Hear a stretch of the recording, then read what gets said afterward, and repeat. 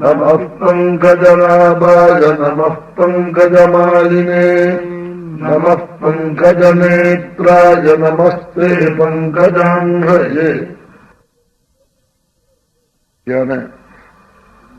பரமாத்மா சர்வேஸ்வரன் லோகானுகிரகார்த்தம் பலவித அவதாரங்களை செய்திருக்காள். அத்தனை அவதாரங்களையும் ஒன்றாக சேர்த்த சரித்திரம் ஸ்ரீமத் பாகவதம். ஸ்ரீமத் பாகவத சிரவணத்தினால விலகாத பாபங்கள் இல்லை, சமஸ்த பாக்கியங்களும் உண்டாகும்னு ஸ்காந்தம் பாத்மம் லைங்கம் முதலிய புராணங்கள்ல போய் ஸ்ரீமத் பாகவத சிரவணத்தினுடைய பலனை போய் சொல்றாள். பிரத்யக்ஷரம் பவேத்தஸ்ய கபிலாதானஜம் பலம். ஒரு அக்ஷரத்துக்கு அக்ஷரம் காராம்புஷுவை தானம் பண்ணின பலம் கிடைக்கும் என்று சொல்றாள். கௌதமாதி மகர்ஷியிடையெல்லாம் அம்பரீஷன் முதலிய ராஜாக்கள் போய் காட்டாள். மறுபடியும் ஜென்மாவை அடையாம இருக்கணுமே, இப்ப மரணத்தை அடைஞ்சா கட்டாயம் ஜென்மா வரும்.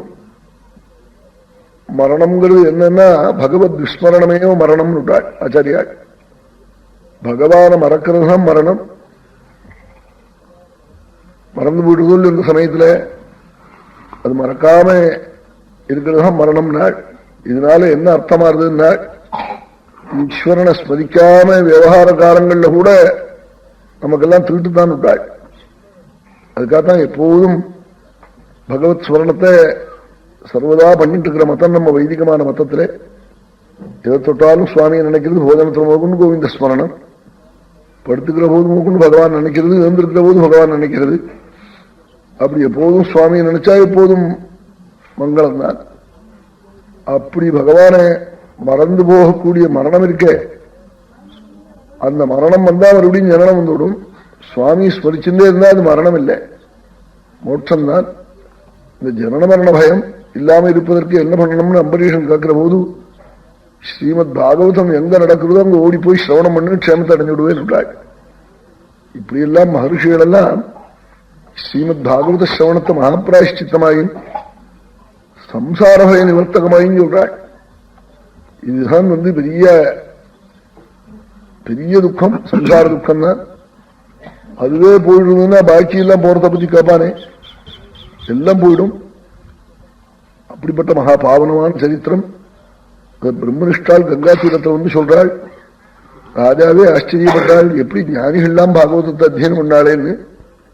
ஆத்மா ராமாஷ்ட முனயः நிர்க்ரந்தாப்யுருக்ரமே குர்வஞ்ச ஹைதுகீம் பக்திம் இத்தம் பூதகுணோ ஹரிஹி. ஆத்மாராமெல்லாம் பகவத் குணத்தை கேட்கிறாளாம், பாகவதம் நடக்கிறதுனா ஓடி வராளாம். ஒரு கால ஏதோ பிராரப்தம் இருந்து அதனால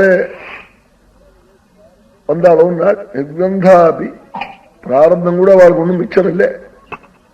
அதான் ஞானிகளிடத்துல போய் ஒன்னும் நகர்மணா லிப்பியத்தை பாபகேனா, புண்ணியமோ பாபமோ ரெண்டும் அங்க ஒட்டாது, தாமரையில மாதிரி. அப்படி இருந்தும் பகவானிடத்துல பக்தி பண்றாள். அது காரணம் எனக்கு தெரியல, பகவானுடைய குணம்தான் காரணம் என்றாள். குருவன் திகைதுகீம் பக்தி, நிஷ்காம பஜனம் பண்றாளா. இத்தம் பூத குணோஹரி, பகவானுடைய கல்யாண குணகணங்கள் ஞானியை கூட ஆகர்ஷிக்குது. வேற ஒன்னும் காரணாந்தரம் எனக்கு சொல்ல தெரியலேன்னு விட்டாள். சூத்தர் சௌனகாதிகளை பார்த்து, அப்படி ஞானிகள்லாம் ரமிக்கிற மூர்த்தி பகவான். பகவானுடைய கல்யாண குணகண சிரவணத்துல எல்லாத்தையும் தியாகம் பண்ணின ஞானிகள்லாம் ஓடி வந்து காக்கிறாளா. அப்போது எத்தனை பாவனமான சரித்திரம் பார்த்துக்கோன்னாள். பூர்வ சரித்திரத்துல கபிலோபதேசம், அம்மாவுக்கு சுவாமி உபதேசம் பண்ணது. பல சந்தேகங்களை அம்மா காட்டாள். யதா ஹியாதர்ஷ சற்றுஷோகோண்டாள். அம்மா காட்டாள், ஒரே வஸ்து என்னமா சின்னத்திலே பெருசிலே எல்லாத்திலையும் இருக்க முடியும், ஒரே ஆத்மா அனு காட்டாள். அதுக்கு அம்மாவுக்கு எப்படி சொன்னா புரியுமோ அப்படின்னா சொல்லணும். இவன் புரியாம படிச்சதெல்லாத்தையும் சொல்லிட்டு இருந்தான்னா போய் புரியுமோ?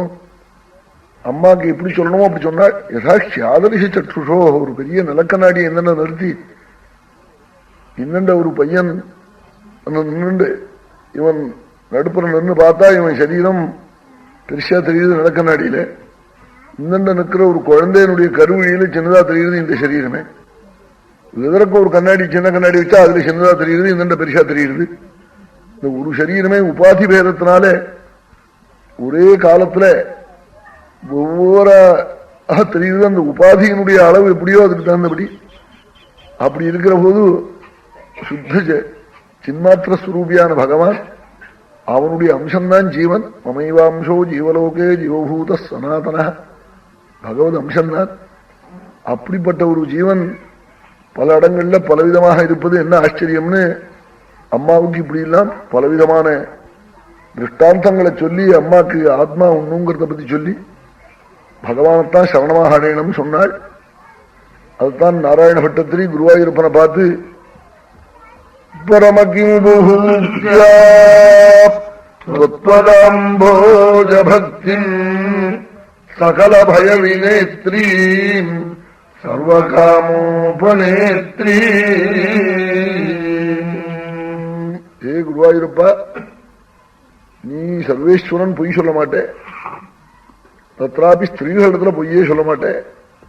அதுலயும் நீ 10 மாசம் குடியிருந்த வீடு அம்மா அங்க சொல்லியே இருக்க மாட்டேன். போய் உன் வார்த்தையை நம்பிவிட்டேன்னா என்ன சொன்னேன்? உன் சரண பக்தி சகல பயத்தையும் போக்கும், சர்வ அபிஷ்டத்தையும் உணர்ந்து கொட்டும்னு சொன்னேன். நான் நம்பிவிட்டேன். உன் சரண பக்தி தான் எனக்கு வேண்டும்னு கத்தினாளாம். பரமகிமுபூக்தி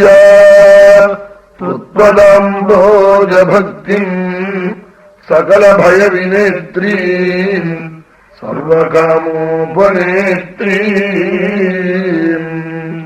வதசி கரு திருடம் துவம் தத்விதூயாமயன்னே குருபவனபுரேஷ துரியுபாதஸ்வபக்தி.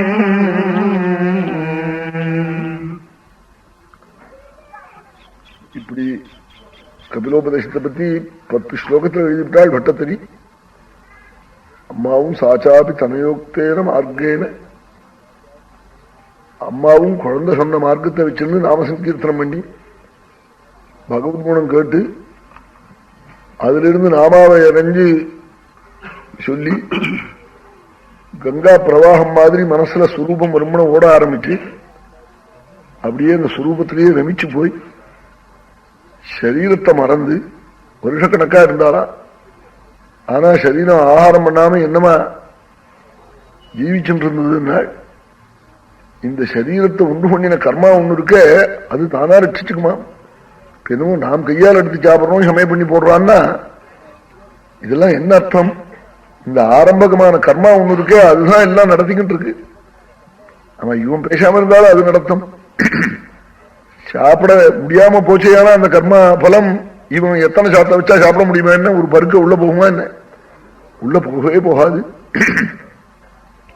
அந்த கர்மா ரட்சிச்சுட்டு இருந்துதான் அந்த சரீரமானது மாத்தியமபூத் சரித்து அவள் சரீரம் ஒரு மகாநதியாக ஆகி கபில காட்டில இருந்தும் அவள் சுஸ்வரூபத்தோட கூட ஸ்ரீ வைகுண்டம் போய் சேர்ந்தாள், சுரூபத்தோட கலந்தாள்னு அப்படி கபில சரித்திரத்தை போய் சொல்லி முடிச்சாள்.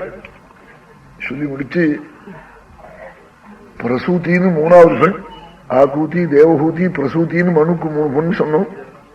ஆகூத்திய ருச்சிக்கு கொடுத்தாள், தேவஹூத்திய கர்தமருக்கு கொடுத்தாள், பிரசூத்தின்னு 3வது பொண்